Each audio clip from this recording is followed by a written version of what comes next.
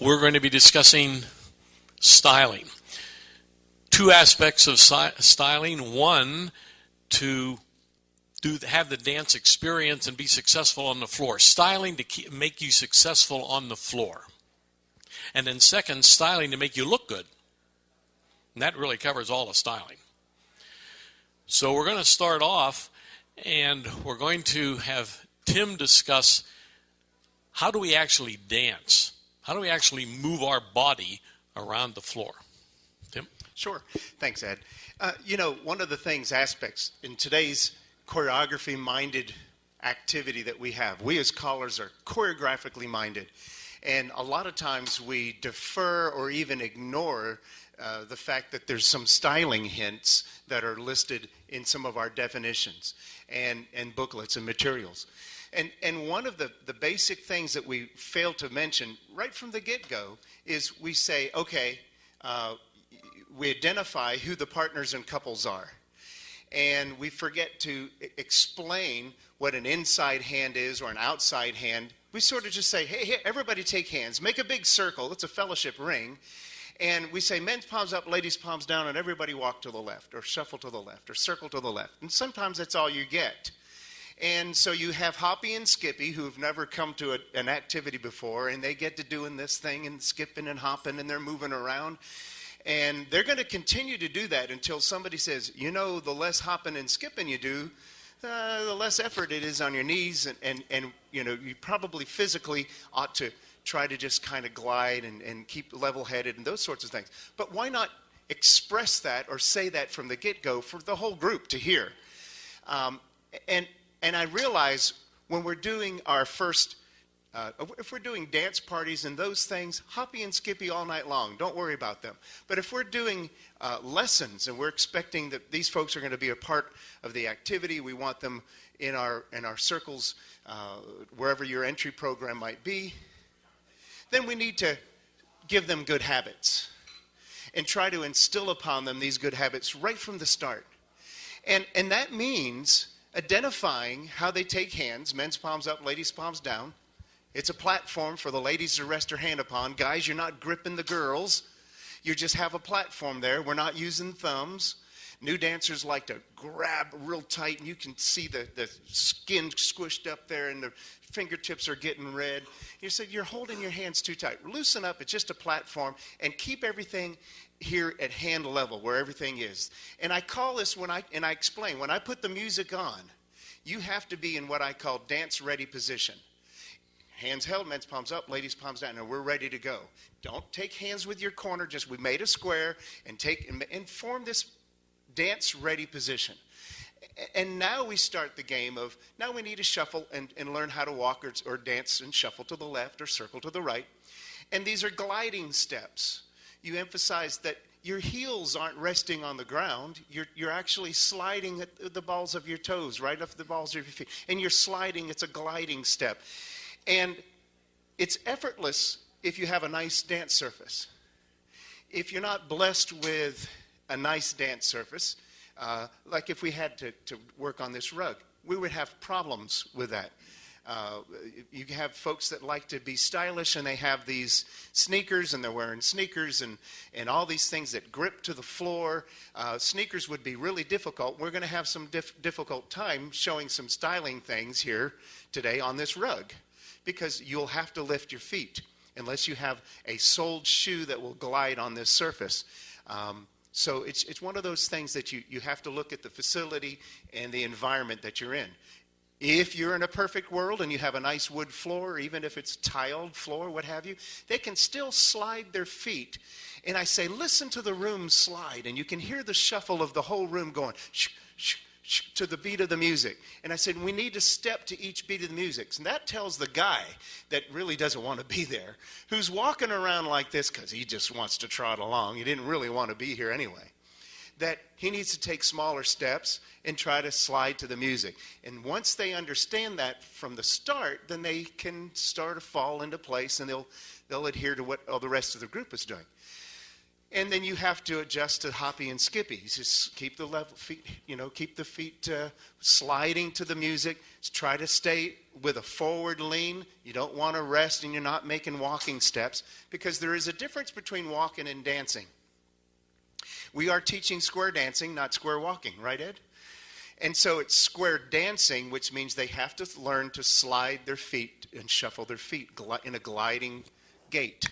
And the unfortunate thing I see in my travels, the name of our activity has turned into square walk, not square dance. Over half of all dancers I see on the floor are walking, they're not dancing.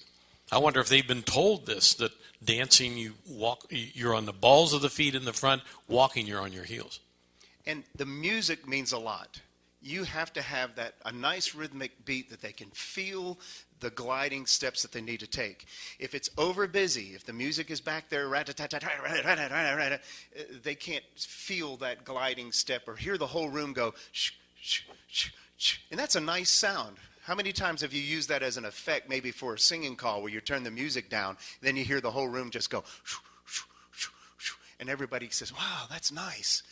And now they're really dancing, the whole room. Now, this guy that's taking the big guiding steps has to kind of conform a little bit.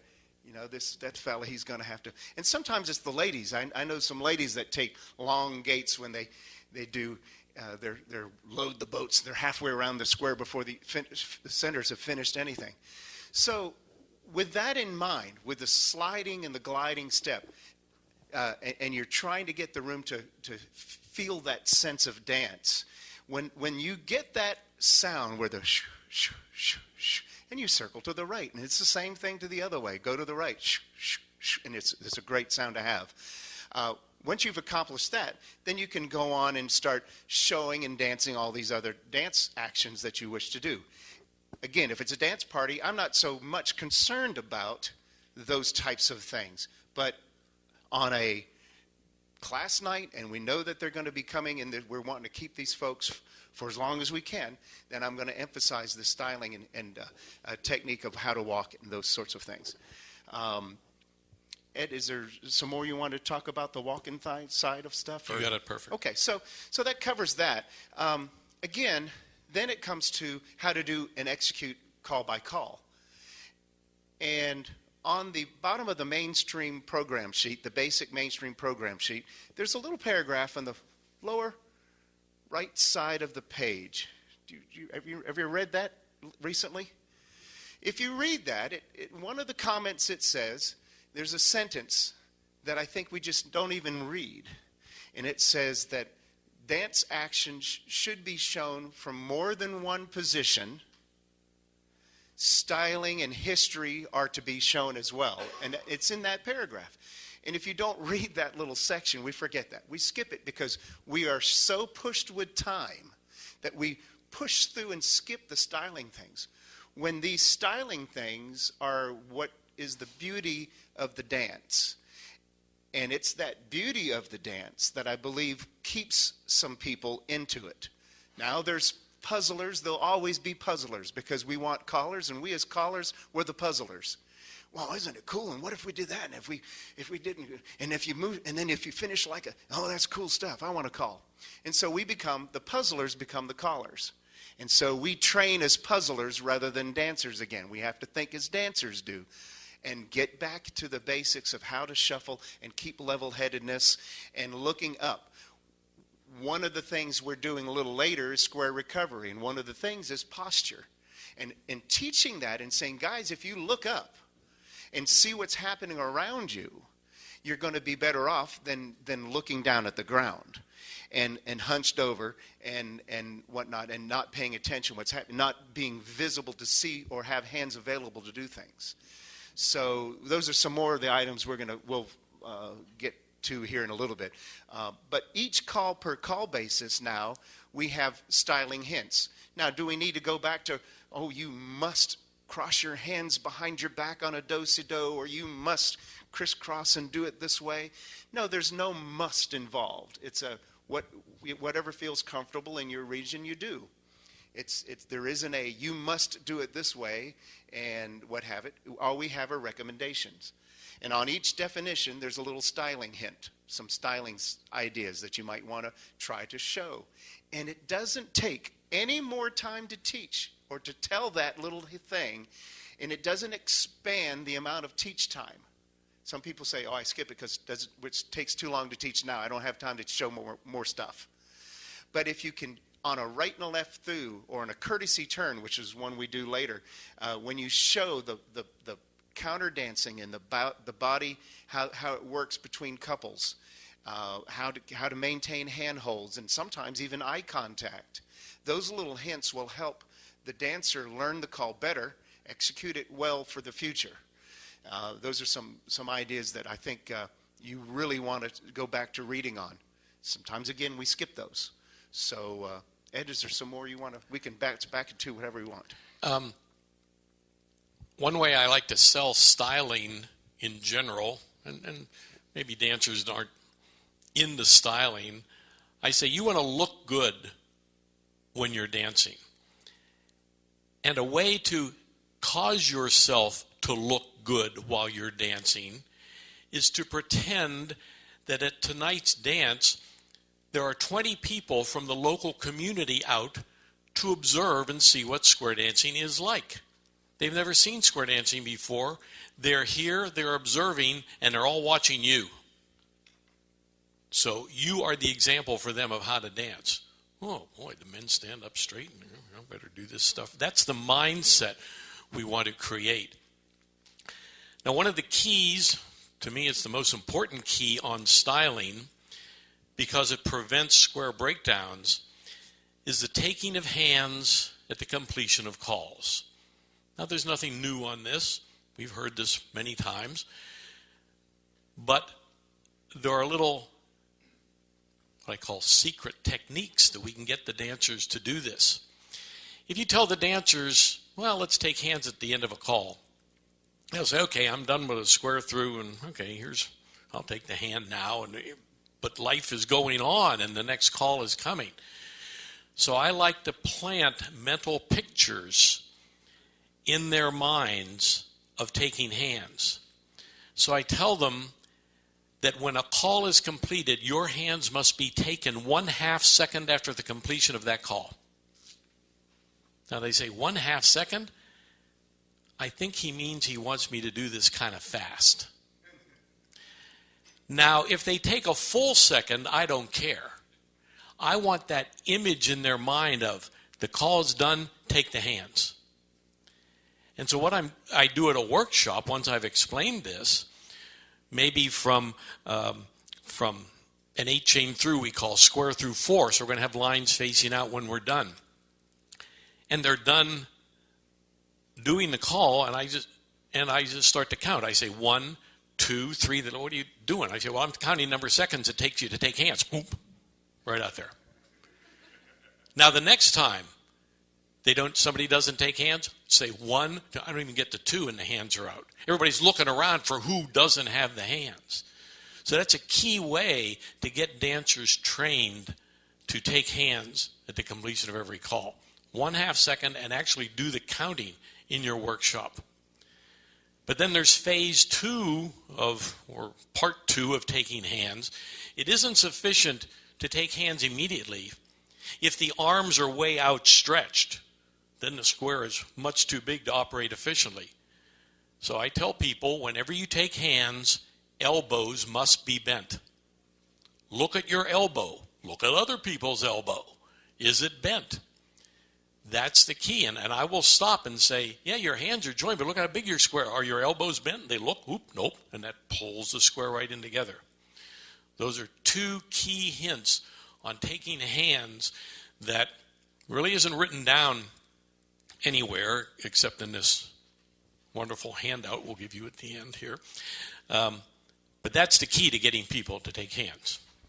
And going in regard to the hand contact, when you talk about hand availability, have the hand available, that means you stay in dance mode. When I talk about dance mode, the hands are here, accessible to after each call. Somebody needs to take that hold of that hand. And Ed's idea of counting down is way better than saying after each call, and take hands, and take hands, and take hands. Now, and take hands The dancers think that's a call, and take hands. So when he says, when he doesn't say that, they think, oh, well, I don't take hands after that. And now you have people that are dancing that will have their hands hanging down at their sides. And if you experience a boy's run and the hand for the lady is down here at the side, the guy has to hunt for the hand because it's gone. You know, he goes around the other side of the body. He expects there to be a hand to rest in his, and it's down here. So it takes an added second or so or a beat of music to take that hand and then get ready to do the next call. Let alone if they don't have hold of hands and you call bend the line or wheel and deals or any of those sorts of things. And as a little drill, I will say, hey, everybody not take hands for a second. Just drop hands and try to do this bend the line. Their bodies are going all over the place because they don't know how to do it. So the idea of taking the hands is that helpful thing. You need to have that hand accessible and available. I've had people put their hands in their pockets. And on square through, every other hand goes in the other pocket. Every other hand goes into the pocket. Every other hand as they do their next hand, whatever one's available. And it's just a bad habit. You've got to say, hey, guys, your hands need to be in 6-gun position. Draw. And here they are, right in front of you. And that's how you dance. Just keep your hands there, and something's going to grab it, preferably another hand. Okay? That's something else. You ever see when the floor is squared up before you start to call, guys are standing there with their hands in their pockets? If this is a group that I've called for before and kind of friendly with, everybody's squared up, and I'll say, now, as we learned the first night in beginner's class, the caller is not allowed to call until all hands are out of pockets. Everybody's looking around. Hands are right out of the pockets right away. Styling. Styling. Did you have more on that? Yeah, the other thing is just the little test. And Ed and I had some conversation even before on this because we've done a couple of sessions on styling in the past at conventions, national conventions even. One of the things is if you just say heads go forward and back, and you see that they're not taking hands, and individually they're walking up to the middle and coming back, you know you're going to probably have a little difficult time of calling to that group this night because they're not the ones that have been told or trained to keep the hands held. So being observant and seeing, are they taking hands? How about on Grand Square? And they just do it all like 8 unguided missiles all by themselves, never taking somebody's hand. And if Ethel or Gertrude's left behind, they don't care. You know, they're just going to do their thing and turn and go. And now that's your parameter of knowing, how am I going to be able to call to this group tonight? How many of you were at the dance last night? And a lot of callers are calling Grand Square. It's the worst mass exhibition of Grand Square I've seen in a long time. I mean, people were doing it in like 20 counts.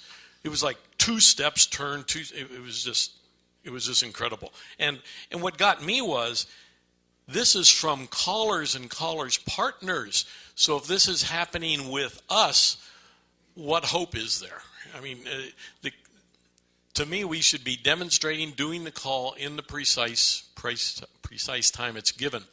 One other thing on this taking of hands, tell the dancers, you don't want to break down, right?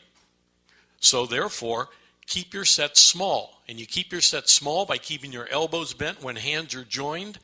And the rule, I like to give people rules because people can remember quick little rules. The rule is, the smaller the square, the more successful it is. Or, i.e., the smaller the square, the fewer breakdowns. So if you want to break down less, keep your square small. That'll sell it.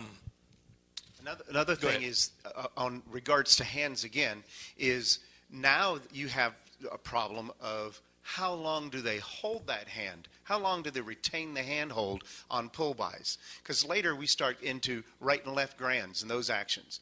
And you see them hold on to the hand long enough that it turns their bodies the opposite way. So when I start those actions, I get out on the floor and say, folks, we do pull-bys, we do these hand actions, and this is one where you touch the hand, you pass the shoulder by. You touch the hand, let it go, and pass them by. Alternating hands on a right and a left grand. You're not actually gripping the hand. You're not doing the lean backs, and you're not grabbing thumbs and spinning them around. You're taking this right and left grand approach where you're pulling the hand, where you're actually touching the hand and passing each other by. You're not yanking or pulling by. But if you define it as a pull by, in your definition, or that's what they're going to do. They're going to start yanking people by. And then you have items like square through, and if they don't know how to let go of hands, they turn people the opposite directions than they need to turn on the action. So you have to reiterate it and get out there on the floor and say, this is what these hand pull-by gestures mean. On a square through, you might read it, you alternate hands and pull by. It's a walk past each other's shoulders as you alternate and touch the hands. Well, this is being recorded. You have to give your name and where you're from. Oz from Silicon Valley. So a lot of us who have been square dancing for a longer time and like to do square dancing with flourishes, we are going to be wanting to grip for things like the right and left grand. So how do you handle the dichotomy when you've got a class and some angels, and some of them are going to be wanting to do it the way they're used to doing it, and you're trying to teach it your way of doing it? I have an angel letter that I produced to the angels ahead of time, that they're not allowed to do flourishes and extra things during the new dancers sessions, just because it can add confusion. Because you say, oh, he told us to do it this way, but we do this when we do this, and it's something different than they're being shown. They will experience that when they get out. And if it's a flourish that I think is really common to the region, I might show it. But I'm not showing Hungarian do-si-dos and those sorts of things, or slap and veer for circle to aligns.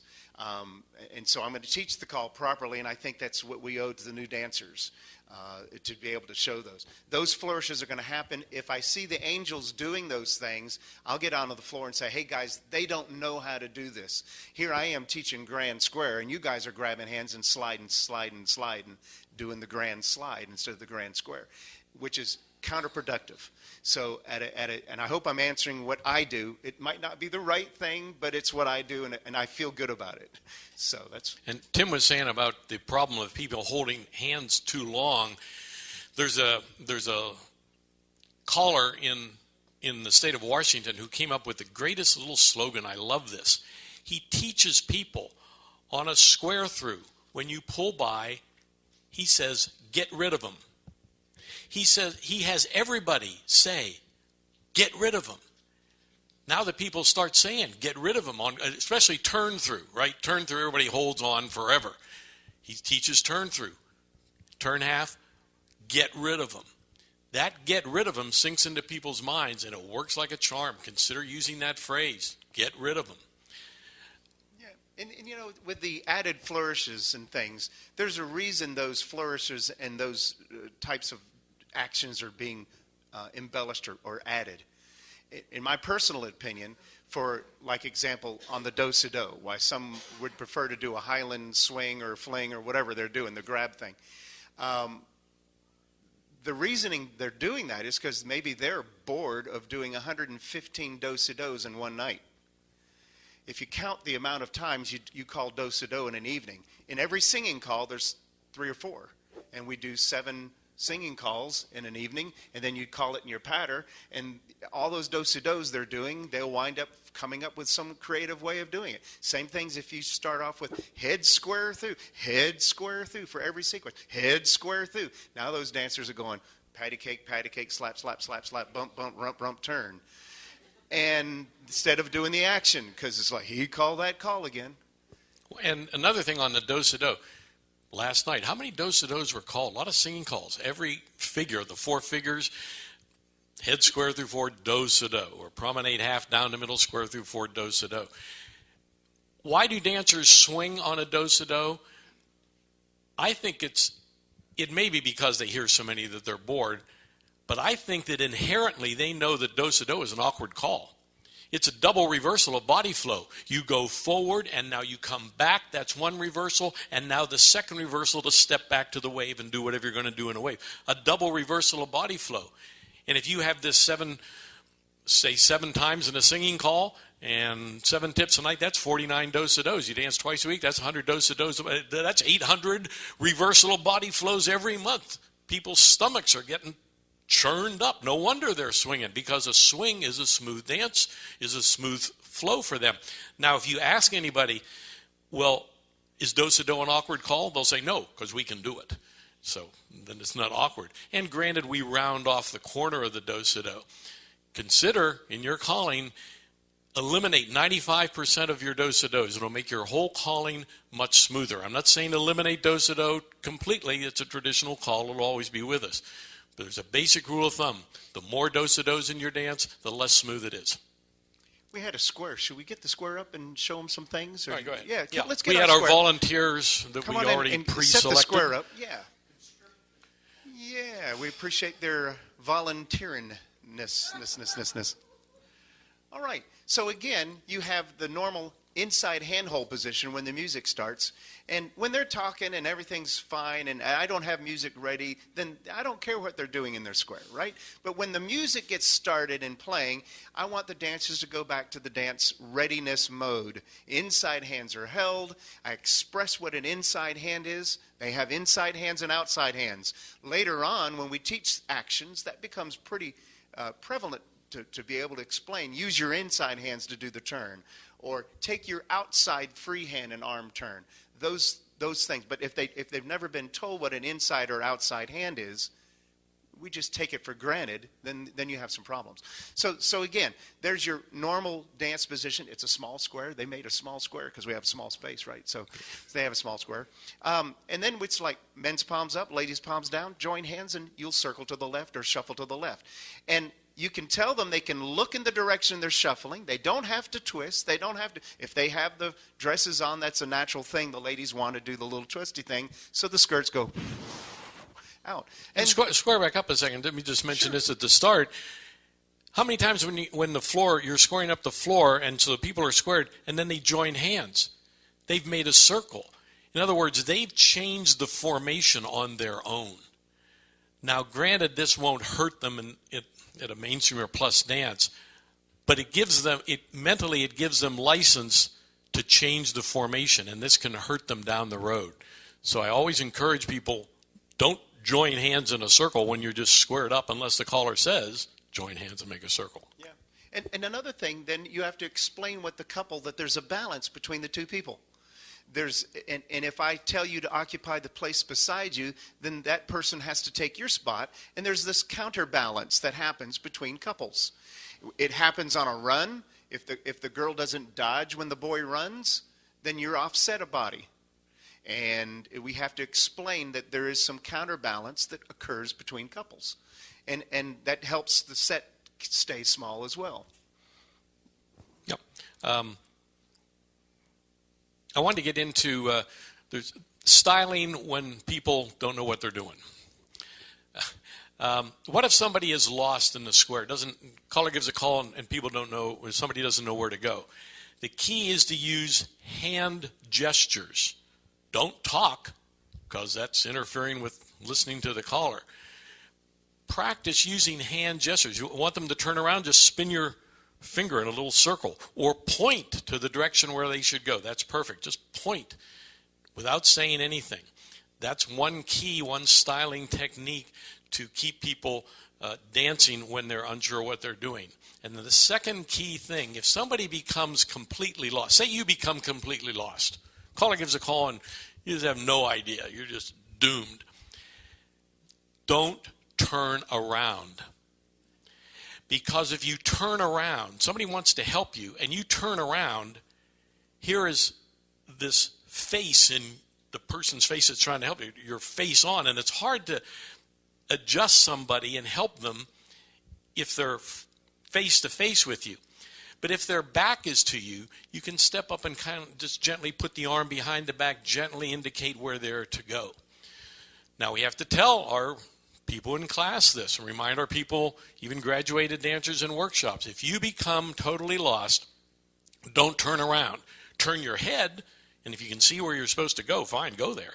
But if you become totally lost and don't see where to go, just stand and don't move. Someone will pick you up. So everybody circle to the right, please. Let's go into this. And drop hands, go single file. By the way, we call this dropping hands going single files. This is good. Men, step up along the inside of the girl in front of you. Shake right hands to right hands if you don't know her. Underneath the right hands, join left hands. Men's palms up, ladies' palms down. Now let's stop for a second and look what we have. they've done what I've asked them, but now I need to get a little more specific. I say, take your fingertips and turn them and point them in the direction where you're walking. Men's palms up, ladies' palms down. So you don't have an over grip, you don't have an under grip, and you're not, it's, again, you're not gripping the hands, but they're platforms. Now, promenade, everybody, we call this promenade. Watch them promenade. And they're looking, and while they're going on the promenade, I am visually seeing the hands. Freeze right here for a second. I can see what's happening if I have somebody not listening. They're maybe over gripping by doing an underhand hold or men's palms down or something, and I can say, remember, men's palms up, point in the direction, the fingers in the direction where you're kind of headed, and that helps because it rotates their hands outwards, and now they're moving and sliding to the rhythm of the music. So this is the first promenade they see. If you back out at home for a second, and then we teach like heads promenade or sides promenade. But oddly enough, we don't use the double hand promenade on that. For a heads promenade or a sides promenade, being that it's not all four couples doing it, we have to re-explain that it's okay for just two couples to take inside hands and walk across to the opposite side of the square. You have to turn your left shoulder to the center of the set as a couple and go around the outer perimeter to get there. But then there's this little something that we have to teach too that's called square breathing. And that means that if the head couples promenade halfway, the sides need to squeeze together a bit to allow the heads to get there quicker. If they don't, you'll add 2 more beats of music to get to that spot. So heads promenade halfway, sides squeeze in. When the heads get across the way, they can back out again, and now you've created and explained that there's some square breathing that has to occur on occasion for certain calls. Sides promenade halfway. You'd have them do it. Square breathing at the heads. It breathes in, and then it comes back out to your set and square again. Good. Now, everybody promenade. No, this is the formal one. Both hands, right hand's held, left hand's under. Point in the direction you're going. And there's one quick example of promenade until you're home. And you get there. Very good. Yeah. Tim didn't say stop, so we have this highly intelligent person who is going to keep going. Let's have the head star through. California twirl, square through 4.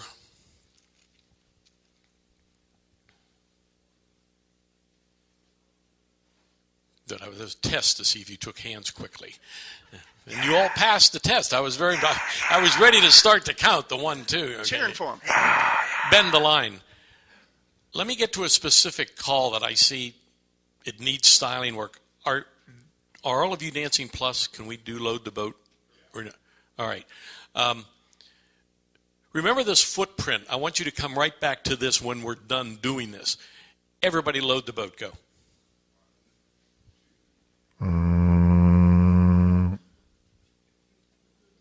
Are you ill? Are you ill? Okay. Star through. Go back to your footprint now. Now, they did the load the boat pretty good. Go back to your footprint. Footprint. Remember I said you remember the footprint? Rewind.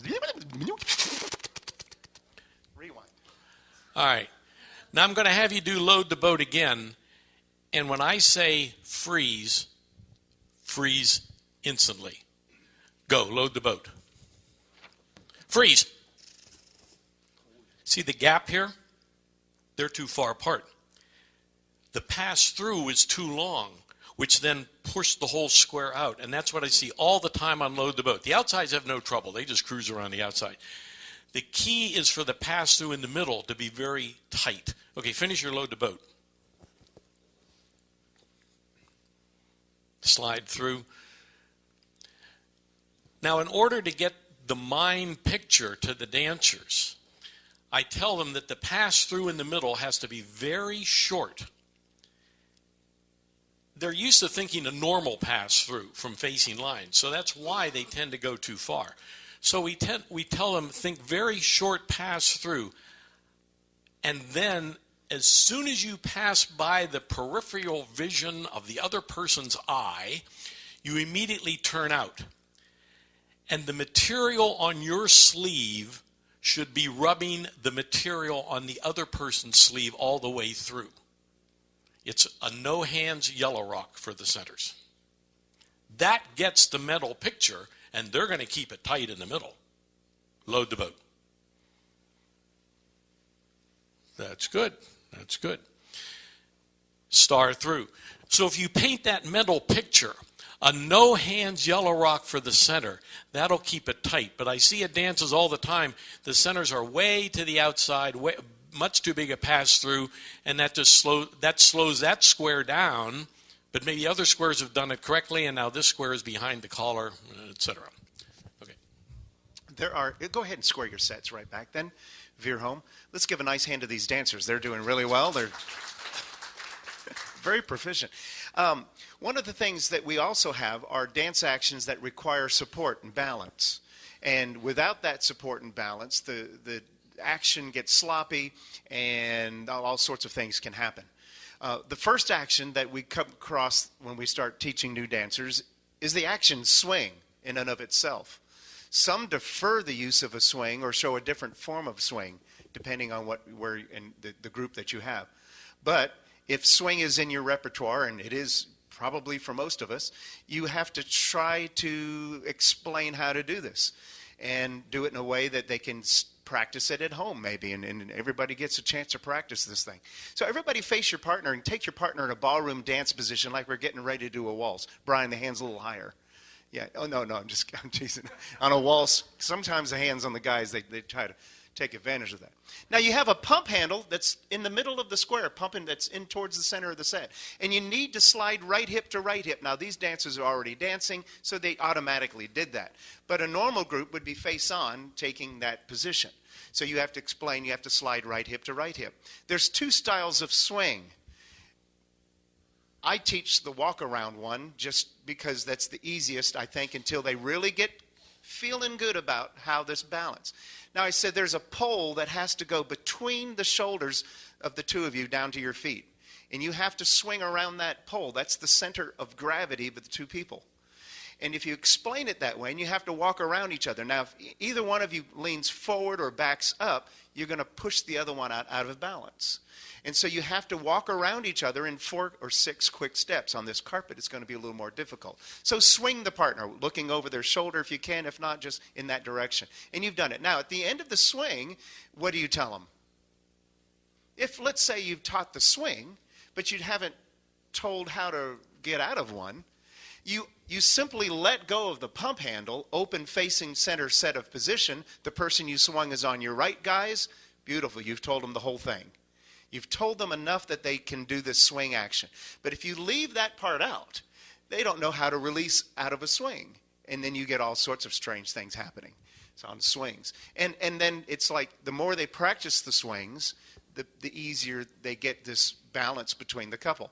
Now, as soon as they start swinging somebody else on your progressive singing calls, they don't know any styling because they have their own partner swing style. Now they have to swing a stranger, and their styling could be a little different, or height, or weight, or width, or girth, or whatever could be different to swing, or whatever they're wearing.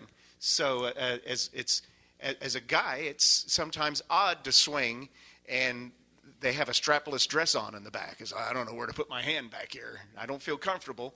What do I do? So you have to explain how these swings work. Now, there's another aspect of swing, too. This is not for everyone because, especially with our aging population in square dancing, but it's the traditional type of swing where you really swing the other person.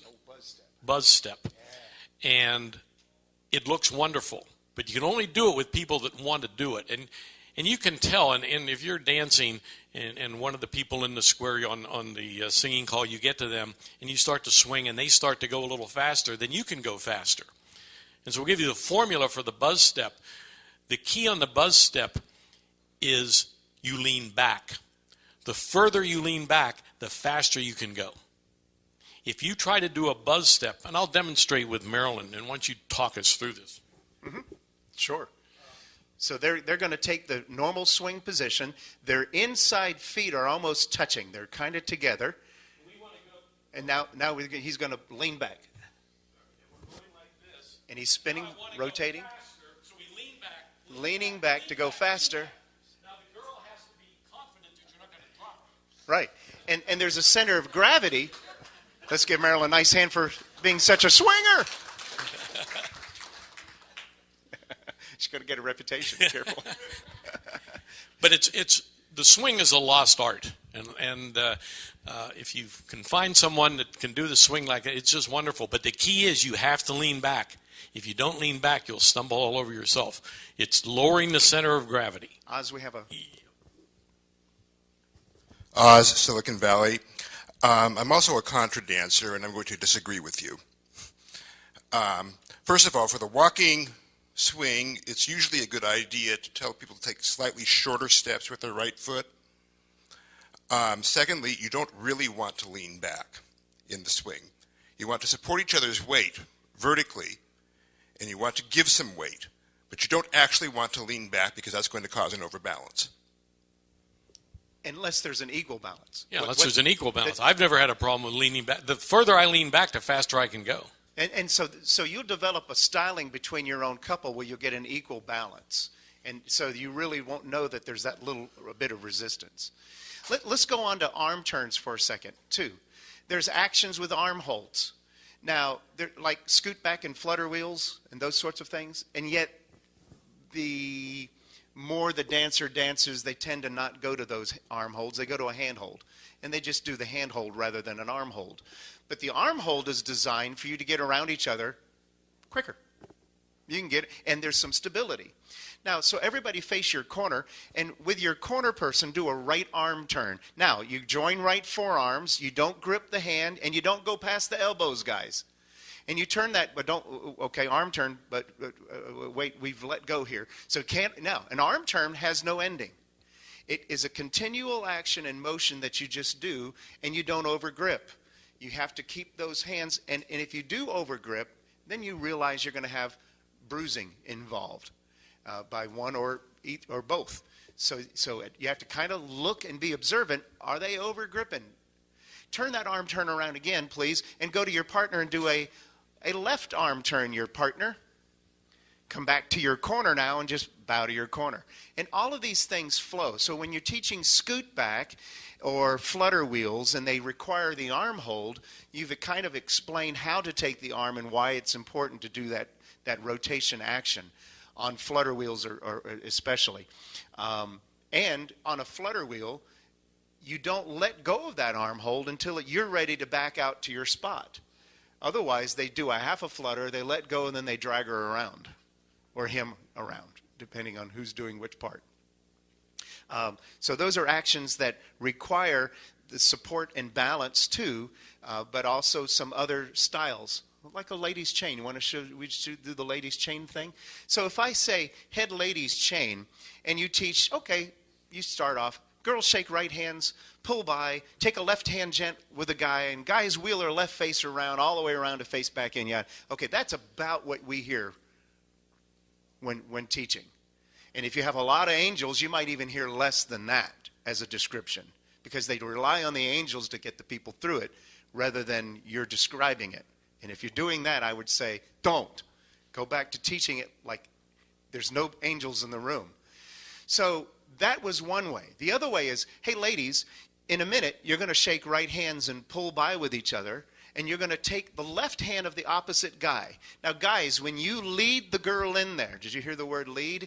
You will guide the girl to the center. That's the little helpful hint to guide her to the middle. And then, guys, you need to dodge slightly to the right and turn your body leftward. Watch. Head ladies shake right hands, pull by. Boys slide over, turn to the left a bit to anticipate the girl's left hand, wheel her around to face back in. And you've done this action, and it flowed, and they're back to squared set again. In this case, as the head ladies are back to home. But telling the guys, if you don't tell the guys to slide over and turn their body, it's like the girls have to kick-start the guy around. Like he's stuck in the mud. And like you're standing on the beach and you get sunk in the sand. He's hard to get around him.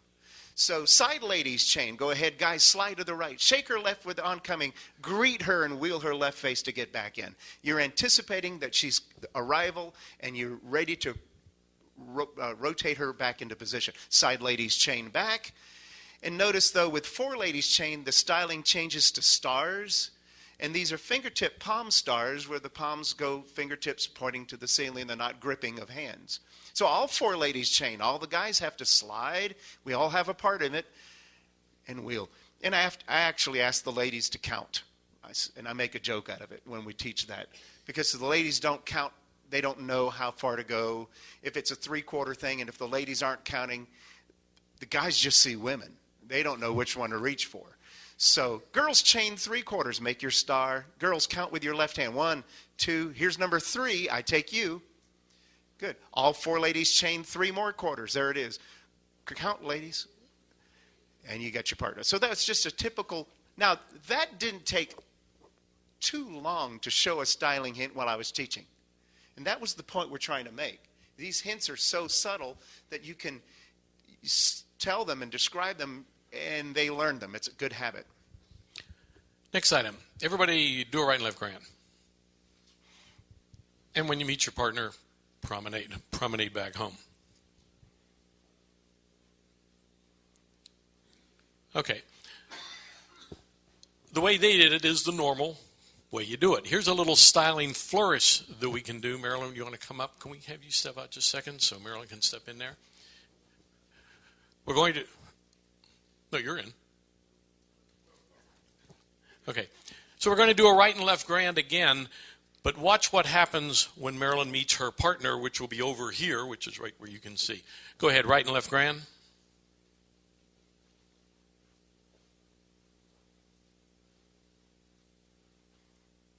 She just turned away, and it looks classy.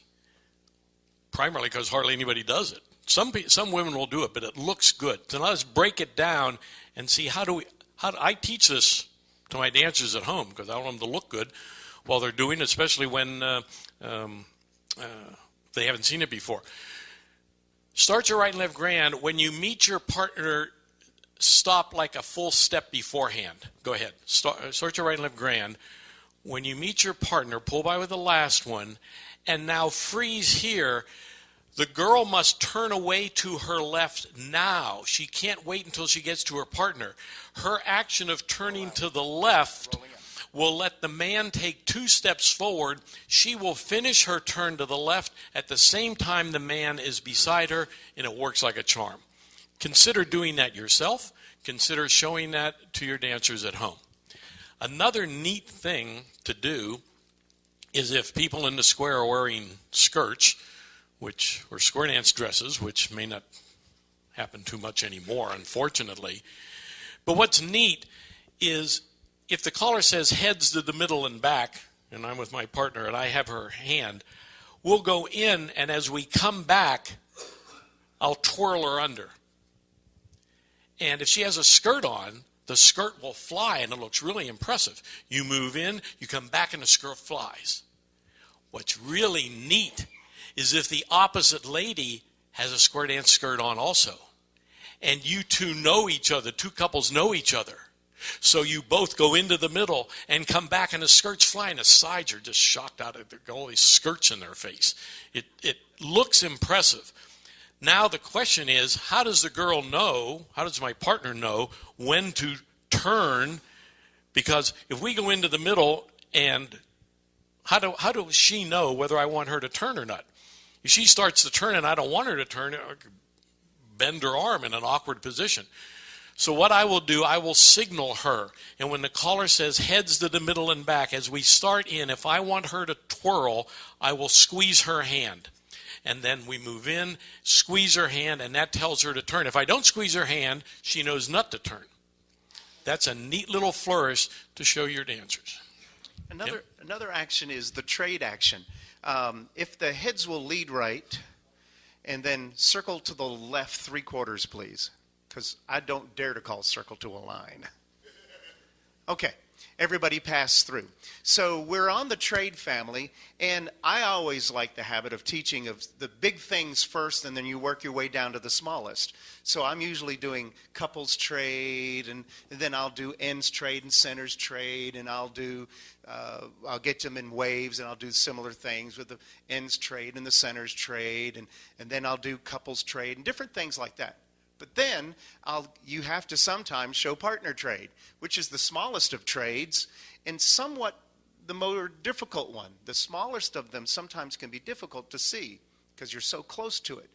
And you say, look, you're going to trade with your partner. The men are doing this action of going a half a circle around the girl, but at the same time, the girl has to turn towards the man, and she has to flip into his place as well to reverse your facing direction. But there's some helpful ways to remind you that there's identifiers. I just can't haul off and just say, trade. Now, there's some places where you can, but I'd like to qualify who does what, because if it's a couple's trade, or from here it could be a boy's trade, could be a girl's trade, or partner trade. So if I say with your partner trade or partner trade, then you have to identify, or that qualifying statement is put in to know that I'm going to be doing it with just you and I, we're standing adjacent.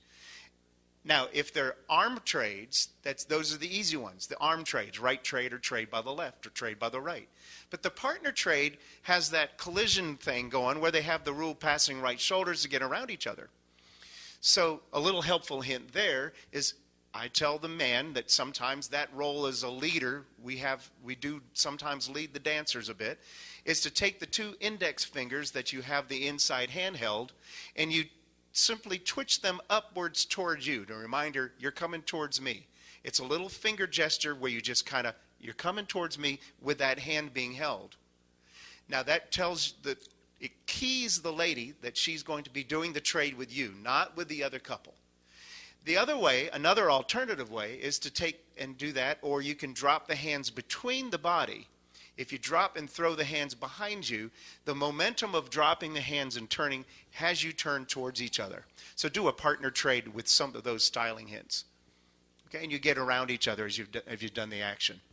And again, the hand at the end of it is back into ready dance mode position. Everybody do a pass the ocean, please. Okay, now we're getting into waves. So we don't want to go this route, or we could, but let's not. There's styling regional differences on how you do waves. One is the arm hold. Some is the pigeon wing hold, like give me your wallet hold, 6-gun, hands up hold. And some of his handshake holds. When in Rome, do as Rome's, okay? But don't do the thumb grip hold. Do not grip thumbs, because then you're going to be arm wrestling. Now, there are some people who clog, and they like to take this hand hold, and they do all these added things. But we're not clogging, we're dancing again. So you want to take those hands lightly and not be having the need of an elbows bent, right? And your shoulders aren't all lined up. You should be able to look diagonally down and see another person look in the same direction as you in that wave. Okay? So now we have a wave action here. If you want anything more you want to add to the wave, or these little individual trades, you have to have counterbalance and balance between the handholds, and you do put resistance between the palms. There's some resistance, there's some pressure there when you do the trades. So do your swing through. First you trade by that right, followed by the trade by the left, and there's resistance, and then you tag the hand again. Now, the one that I wanted to get to is the run, and this is a pet peeve of mine. On a run, right now the girls have a free hand outside, and it's usually to your side, or maybe hanging down there, all right? Put it back up in dance mode, 6-gun position. The guy's expecting it there, so when you get around the girl, she can place her hand in your hand, guys. On a boy's run, I don't want the girls to take their hand behind their back and reach for the guy and then pull him around, because that's not the call. Because when you put your hand, ladies, behind your back to reach for the guy, you have no idea what you're getting back there. And he's trying to get around you, and he's looking for a hand on the other side of your body. Boys, run around the girl. Girls, keep your hands there. There's a place for it to put right in his hand, and you're ready to go. Girls trade, wheel and deal. Pass to the center, and in the center, veer left. Don't call that. I called it because no music. Bend the line. Okay. I want you to do this call however you want to do it. Heads lead right, circle up 4, break out, make a line. Bust out. Okay. These are all good dancers, so they did the call correctly. But when I'm in a dance, half the time after the circle to a line, the people will go into the middle and back. They just do it on their own. Now that totally messes up the timing of everybody. Messes up my timing because if the whole floor is going into the middle and back, I got to wait for them to go into the middle and back. If some are going into the middle and back and some aren't, now what do? Do I call the next call in the correct timing, which should have been not allowing into the middle and back, and then the other people think, oh, he's calling too fast, so that makes me not look good? Or do I wait for the people that are upping and backing, and now the people that did it correct, they're not happy with me? So it's a lose all the way along. And what happens to the dancers? Let's say I call the correct way. So break to a line and I go right into the next call. But some people are upping and backing. So they're upping and they come back like this, but they've heard the next call, so they kind of look like an H in there. And it just doesn't look good. So the key on the styling there, tell your dancers, if you see them going up to the middle and back on their own, don't do that. And you have to give them a reason. Say, it's because it will adversely impact the other dancers who don't dance as good as you. Well, and they're also adding 4 beats of music or dance time to that action. Yeah. Now, here's another thing, and this was told to me way back when I first started calling. If you are going to call up to the middle and back, give the dancers time to do it. You ever see dancers, your caller calls up to the middle and back, right and left through. Gee, they haven't even had a chance to wiggle, let alone go up and back. If you're going to call up to the middle and back, which is a double reversal of body flow, but sometimes we need it to get the square and good orientation. If you're going to call it, you got to give them time to do it. 4 beats. Forward and back. Ready? Let's try it. Forward and back. 1, 2, 3, 4, and back in place. So there's really good dancers here. I'm not sure, but let's pause here a second. Does anybody have any comments or questions on anything that we've done so far? Well, it's really not anything you've done so far. You've had the ladies chain across with the hands. What do you do with the men? I see some of them now with hands like this, some of them with the old grip like this when they're turning in the center, and when they come out with the hands all like this, they're like... As far as stars go? Yes. When you're turning them, what do they do with their hands? Okay. All right, let's square our sets back up again, please. So if I'm understanding the question, when the ladies are chaining, where do the guys put their hands? When you got the men in the middle. When the men are in the center. We don't chain the men. Well, you star them whatever they do with their hands. All right. For stars, I say all stars that are forward stars or palm stars, fingertips pointing to the ceiling. Make a forehand star and turn that star with the fingertips pointing to the ceiling. Go ahead and turn the star, guys. And then pass your partner by, and with your corner, do a left-hand mini star, just the two of you, left hand, palms up with your corner, and then come back to your partner and do a right-hand star. Keep a hold of that star, and the men back into the center with a thar to make a backup thar star. Now stop right here. This is different. Now when the backup thars happen, then you grab the pack saddle hand star in the middle. And those are the pack saddle stars that I like to see. And the reason is it's for balance, stability. The ladies are moving the guys backwards. They need that extra protection or grip. I find that not being taught. It's not being taught. It's still this, and they're fighting. Yes, and there are regional differences on stars. Some areas do stars at hand level down in the middle rather than palm stars, which is a different styling effect. You're welcome. You're welcome. Okay. Any other questions? Because we've kind of run out of time. I think we're getting... Well, no, we have 10 minutes, but I want to make sure anybody has any questions gets those in. Excellent. Yeah, Lee? Tell us who you are and where you're from. I'm from Long Island, New York. And who are you? Lee Copman. When you're teaching beginners, they're so concerned with doing the step. Now, you're talking about styling now. At one point, do you start to teach the styling and the step? Are you concerned with the step first and also with the styling, or do you wait for the styling and, the combination of both? I know when you're teaching the step, they're concerned, do I use my right hand? Do I use my shoulder? When do you bring the styling in? At the same time? Because, you know, you're talking about a lot of things Sure. here. That's a good question. Ed, you want to address that first? Or? I would say different callers do it different ways. Yeah. Tim does it together at the same time because he finds that saves time, and other callers say, no, I'm just going to concentrate on the step, I'll do the styling later. I personally like Tim's way, but I can't say that the other way is wrong. No. And it also depends, Lee, on the dance action that I'm showing.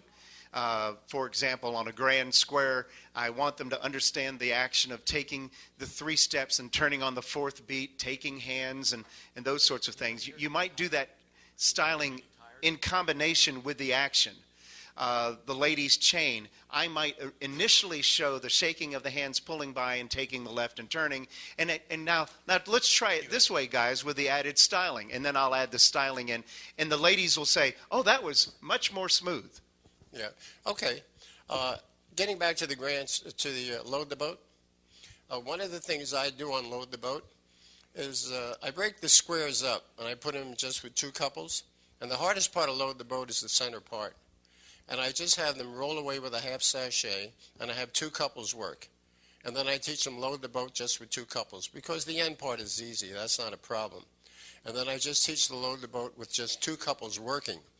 And then you put them into a line of 4 back in there. It's a piece of cake. You're right. Which is the name of a call, by the way. It is. And also... and the reason he said he half sachets them in 2 couples is because that's the way the centers are when they do the load the boat. Usually. And as Ed addressed the load the boat issue earlier, more often the initial action of passing, they'll take 2 more steps past and say, what are you passing? I mean, you've already passed. Freeze. Now do the next part. Janet Oliveri from Denver, Colorado. When do you teach skirt work? My biggest pet peeve is the right and left through and the ladies putting their hands in the middle of the back. You don't like the hand in the middle of the back or at their sides? No, I wanted that hand free to do the skirt work. Yes. So, in reality, we're not teaching lessons while they have skirts. So that's something that can come on a little later when you decide you want to have a dance party and have them wear the Western garb, and then you can explain how the ladies can do the flourish with the skirts. That's one way of doing it. The other way is they just learn it on their own. It's not a uniform way, I know, but it's just an action that they will develop however they feel comfortable. Because sometimes they're wearing a jean skirt, and sometimes they're wearing prairie skirts. If they're wearing the traditional Western wear, where it does have that full ruffle they can open up and they can pull that skirt out, then you can explain how that works and how they take the hand on it. I love skirt work, and so it's the problem that we don't have people wearing skirts very often anymore. Well, she likes to wear the skirts too. Did I hear that right? Ed liked skirt work. Yes, skirt work. Okay. And on the handout, one of the handouts at the end of the program here, there's a whole section on how to do skirt work. And I was taught this by women. And so it's wonderful to do a right and left through and hold the skirt up. I show that to people and say, on a right and left through, consider doing that. For lines of 4, up to the middle and back, if you're the girl on the right end of the line, not from a standard line, use the skirt work when you go into the middle and back. Do the skirt work on weave the ring. It looks really wonderful. But I tell the girls, when you do the skirt work on weave the ring, the skirt work needs to be done very slowly. That makes it look elegant. You see some people at dances, the girls are doing the skirt work and they're going back and forth like this, like they're standing up on the top of the bar doing a dance. It just doesn't look classy. You want to do very slow. It looks elegant. I'm a big believer in skirt work, and so that'll be in that one section of the handout. Mike had a comment, I think, or observation or question or whatever. Tell us who you are and where you're from. Mike Seastrom, Los Angeles. One of the things I think is really key, and it's part of styling, I think, is making sure your dancers make eye contact. Make eye contact, particularly if you have a 4 ladies chain across. Gentlemen, you know the gal's coming. A lot of times in the heat of the battle of that chain, the girls lose track sometimes. Get that hand out. the guy puts that left hand out as a landing pad, and he's making eye contact at the gal coming his way. Any movements like scoot back and stuff, people coming in the center, make that eye contact. It's the key to success. It makes it a lot more fun, make faces at each other, that kind of thing. I think that's really important to relay that eye contact. Yep, that's a good idea. And even when you do the walk-arounds and the seesaws, you express that, hey, this is kind of a flirtatious action. When you're walking around, have that eye contact. Now, why is that? It stops them from backing up. They have to maintain the eye contact with each other. There's nobody turning around and backing up while they're doing the action. On Dixie Style to a Wave, I'll describe the two. From a normal couple, the man can eye the other guy across the set, whoever they're counter dancing with, and if they eye each other, they know they're coming to the center to meet on a standard Dixie Style to a Wave. How about on a standard coordinate? You have the two trailing gents eye each other that are in the columns. They eye each other, and they know they're going to meet. Then they see each other, and they won't have to count 1.5 to circulate or try to figure it out, or say no, no, yes, or whatever games you play to figure that out. So we have another comment and observation question. I'm Andreth Davis from Salida, Colorado. I'm very involved in teaching lessons and having open nights to get people to come in and dance. I have found that the normal do-side-do, when you are backing up, is so dangerous, especially with our aging population of square dancers. When you're going backwards, especially for the ladies, and you're in pumps, or you're uncomfortable, or the guy doesn't quite know where he is, and all of a sudden I have caught an elderly lady backing up from a do-side-do because I happen to be watching. It's very dangerous. The other thing, the Hungarian do-side-do gives you stability. It gets you around faster. We dance at warp speed anymore. And it gets you around faster. Yeah, you have to know you don't go all the way straight to a wave. But the Hungarian do-side-do is so much safer for older people especially. And it keeps you in your tight area and you're not lost, you're stable. I just wanted to make that comment that there is a good reason for doing that. Good. Now, there's some other actions that we can show you, like heads. Will you walk into the center, please, and turn to look at your corner folks?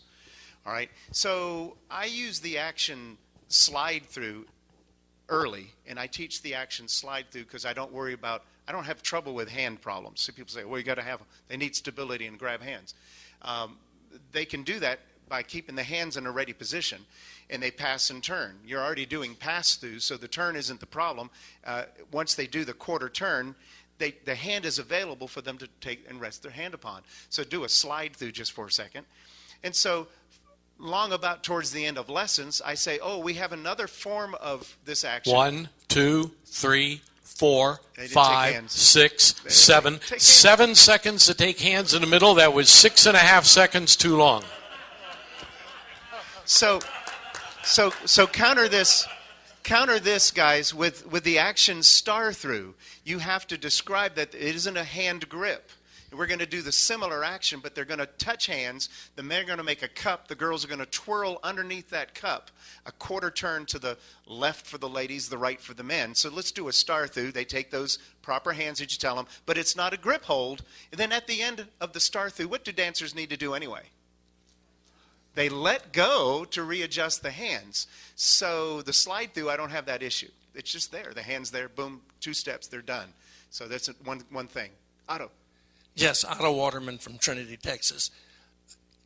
Real early in the lesson period, I show a grid with an X, but with additional grid. You've got a line between the couples, you got a line between the backs in a line, and it goes in both directions. Mm-hmm.